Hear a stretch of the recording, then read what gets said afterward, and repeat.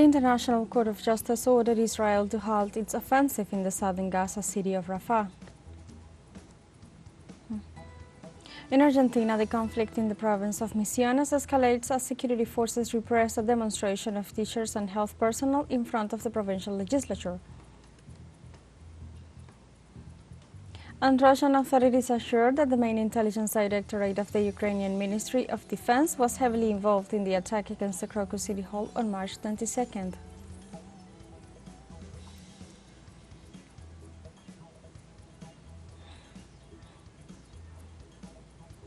Hello and welcome to From the South. I'm Alejandra Garcia from teleSUR Studios in Havana, Cuba. We begin with the news.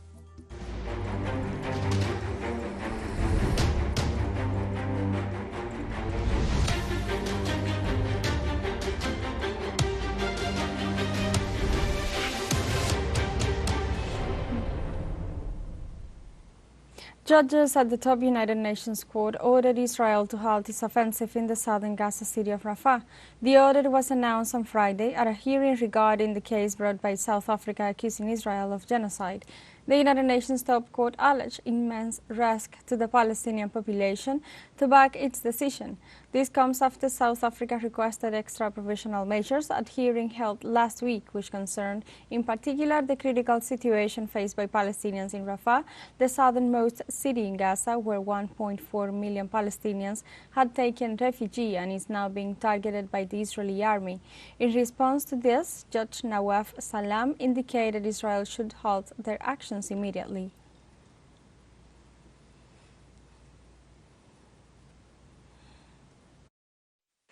The court considered that, in conformity with its obligations under the Genocide Convention, Israel must immediately halt its military offensive and any other action in the Rafah governorate which may inflict on the Palestinian group in Gaza conditions of life that could bring about its physical destruction in whole or in part.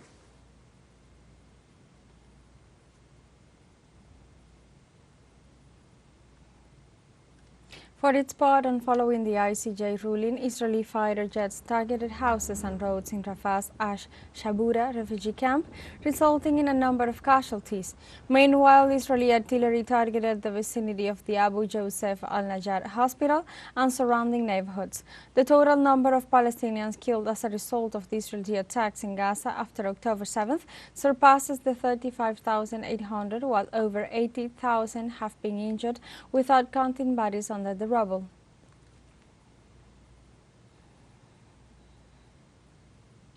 In Palestine, health authorities warn of an impending humanitarian catastrophe.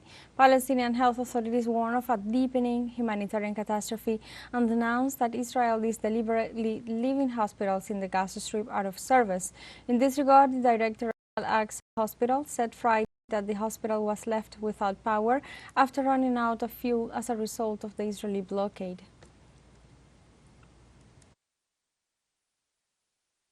The management of Al-Aqsa Martyrs Hospital warns of an imminent humanitarian and health catastrophe unless the hospital is supplied with fuel in the coming hours. The hospital management considers this a pressure on the medical staff and the health sector, which is already depleted, to put the hospitals in the Gaza Strip completely out of service. In Germany, police evicted pro-Palestinian activists who had been occupying different areas of the Humboldt University campus since Wednesday. The operation took place after the 6 p.m. ultimatum the university's rector, Julia von Blumenthal, had given the students expired. Several demonstrators were forcibly removed by police, while others withdrew voluntarily. In a statement, activists from the Berlin Student Coalition Group accused Israel of genocide and claimed that their actions was intended to demonstrate their unconditional solidarity with the Palestinian people.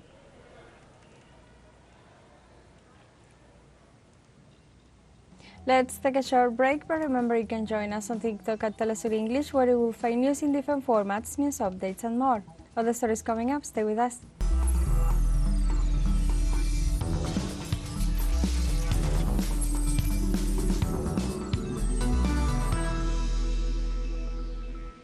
Welcome back. In Argentina, the conflict in the province of Misiones escalates. On Thursday, security forces repressed a demonstration of teachers and health personnel in front of the provincial legislature. The demonstrators were repressed with batons, tear gas and rubber bullets as they tried to enter the legislature, hoping to be heard by the deputies in their demand of a 100% salary increase. After the clashes, the demonstrators decided to protest in front of the house of Governor Hugo Pasalaquia. After a week of protests initiated by the police, roadblocks and encampments are maintained at different points of the province, and more sectors are joining the struggle for higher salaries after the workers' purchasing power plummeted in the country.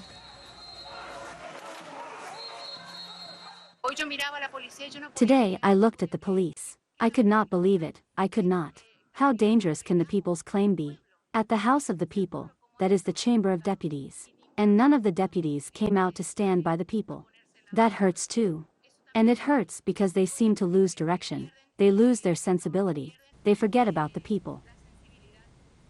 In Peru, on Thursday, hundreds of teachers held a demonstration in several regions of the country as part of a 24-hour strike to demand a salary increase. The mobilization was organized by the Unitary Union of Education Workers, which comprises around 350,000 public education teachers.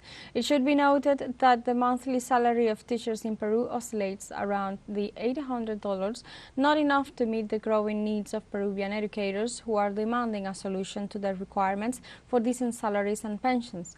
In this way, the teachers rallied through the streets of Lima to the headquarters of the Ministry of Education, while similar protests were held in the regions of Cusco, Tacna, Arequipa, and Ucayali.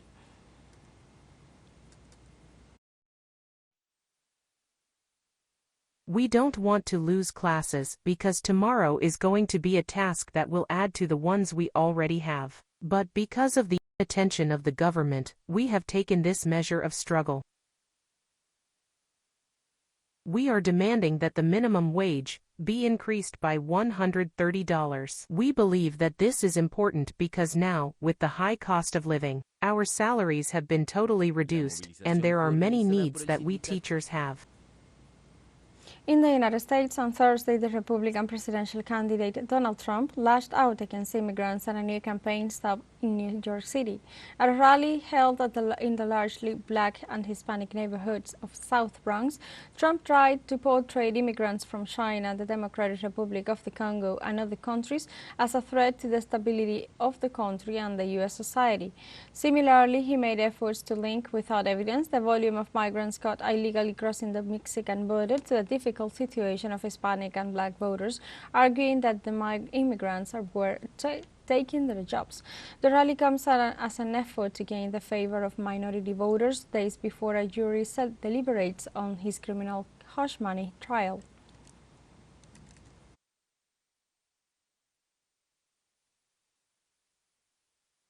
We're going to bring safety back to our streets. We're going to bring success back to our schools. We're going to bring prosperity back to every neighborhood and every borough of the greatest city in our land. We're going to reduce taxes. We're going to bring businesses and big taxpayers back to New York. The director of the Federal Security Service of Russia, Alexander Bortnikov, assured that the main intelligence directorate of the Ministry of Defense of Ukraine was heavily involved in the attack against the Crocus City Hall on March 22nd. The official stated that Kyiv's aim was to use religious and national factors to damage Moscow's relations with the member countries of the Community of Independent States. Bortnikov also said that the attack that killed 145 people was financed and coordinated by members of the Islamic State affiliate in Afghanistan known as ISIS-Khorasan. The Russian director also added that the investigation of the case is continuing and promised that all the circumstances of the crime will be clarified and none of the perpetrators will escape punishment.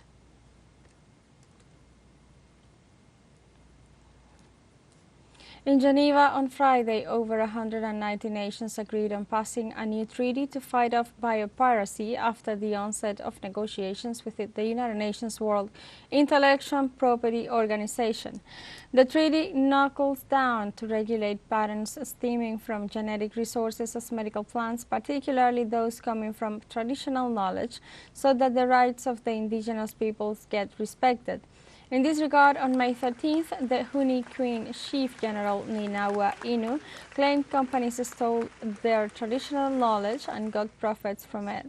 The goals of the treaty is to ensure that countries and communities concerned agree on harnessing genetic resources and traditional knowledge.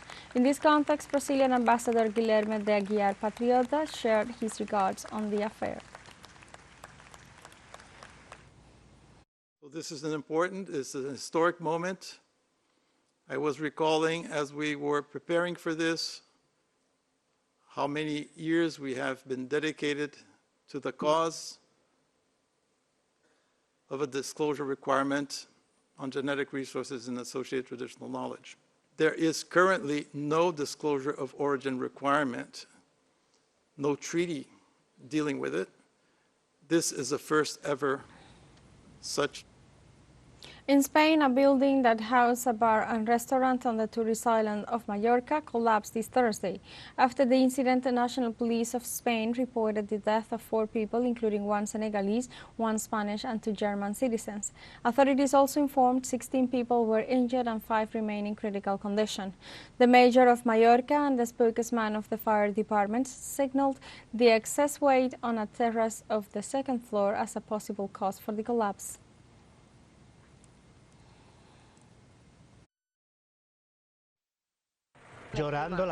Crying. You could hear people crying. And there was an African man who died, I was just told, who went in for a coffee and never came out.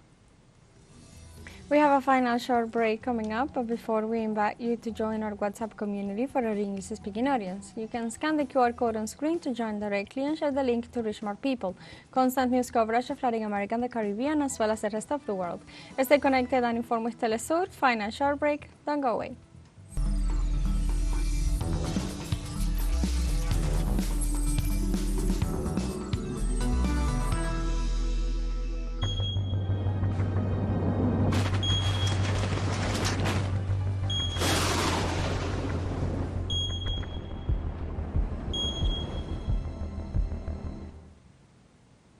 Welcome back to From the South. In Papua New Guinea, a landslide hit the Kaukalam village, bringing about at least 100 deaths. The incident occurred at around 3 a.m. local time on Friday in the Enga province, some 600 kilometers northwest of the Papuan capital, Port Moresby. The government has not issued an official death toll yet, but locals and the media fear it could be over 100. According to testimonies, the landslide shattered village houses into pieces, blocking a road. The Prime Minister James Marape offered his condolences and announced sending rescue teams to the site.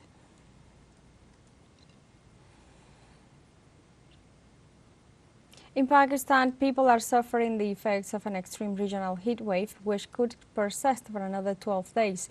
Pakistani environmental experts claim that the urbanization of cities and a shortage of green areas coupled with the climate crisis are some factors contributing to the high temperatures in the country.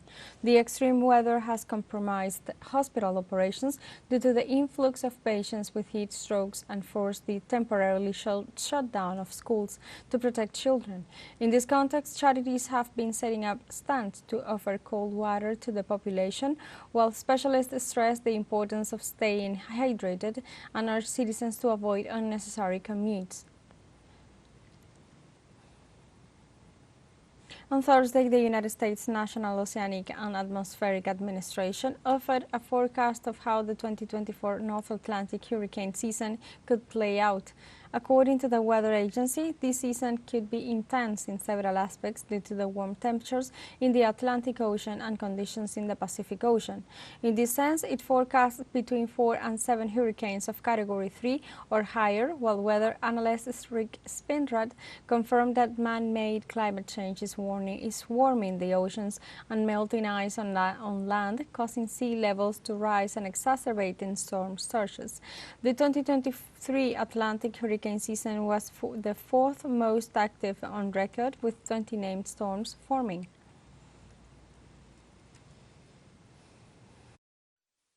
For the range of storms expected, NOAA calls for the following: 17 to 25 named storms with a top sustained wind of at least 39 miles per hour. Of these, 8 to 13 are forecast to become hurricanes. The Atlantic hurricane season is the period of the year from June 1st to November 30th when tropical storms or hurricanes are most likely to form in the Caribbean and North Atlantic. Indeed, there have been many hurricanes devastating countries in the region in the current century, such as Hurricane Sandy in 2012 that claimed the lives of 235 people in the Caribbean and North America and caused approximately $53 million in damages. Another one was Hurricane Joaquin in 2015, which caused 36 dead and around $100 million in destruction, with a high incidence in the Bahamas. The latest one to desolate nations was Hurricane Irma in 2017, shaking the Caribbean and the U.S. with 55 deaths and more than $300 million in losses.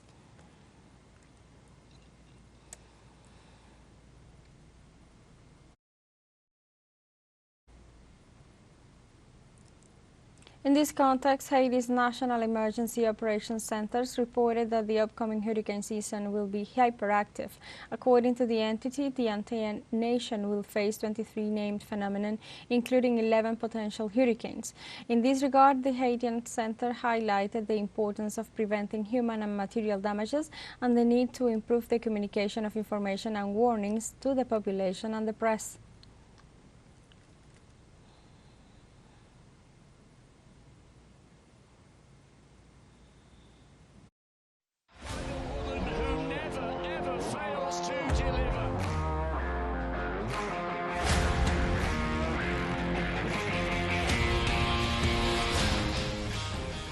In France, Mahoba Bilemange has achieved an unprecedented victory by being the first transgender man in his nation to be officially authorized to compete in the men's categories.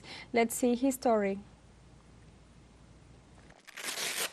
After 28 English women's boxing bouts and a French military champion title in 2022, Mahoba Bilemange has achieved an unprecedented victory by becoming the first transgender man in France to officially compete in the male categories.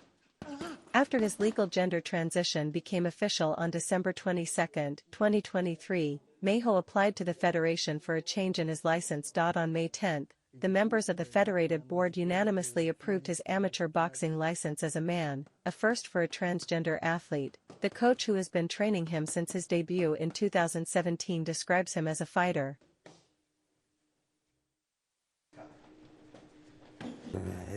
Il a commencé la boxe avec moi.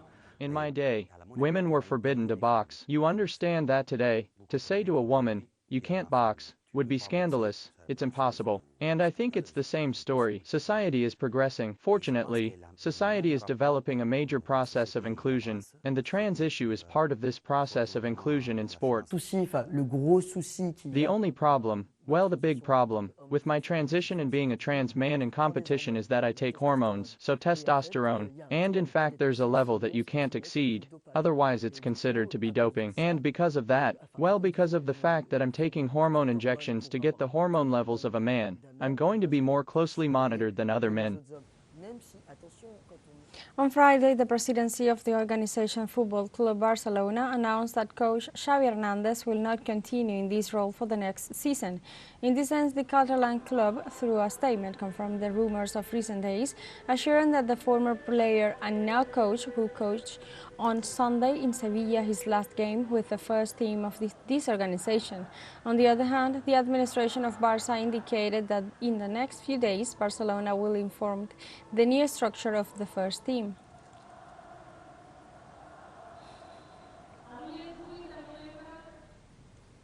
Xavi was hired in November 2021 with high hopes of returning to the Catalan team to its former glory with attacking football.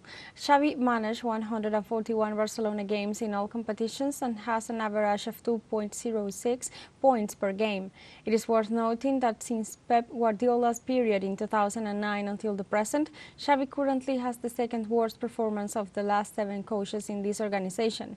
On the other hand, despite the lack of European titles, Xavi leaves a record of 155 wins, 36 draws and 46 defeats, while with Football Club Barcelona he won the League Championship in 2023 and the Supercopa of Spain in 2023.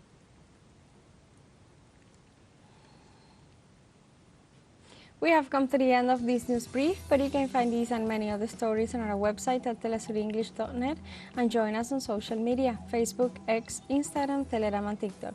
For TeleSUR English, I'm Alejandra Garcia. Thank you for watching.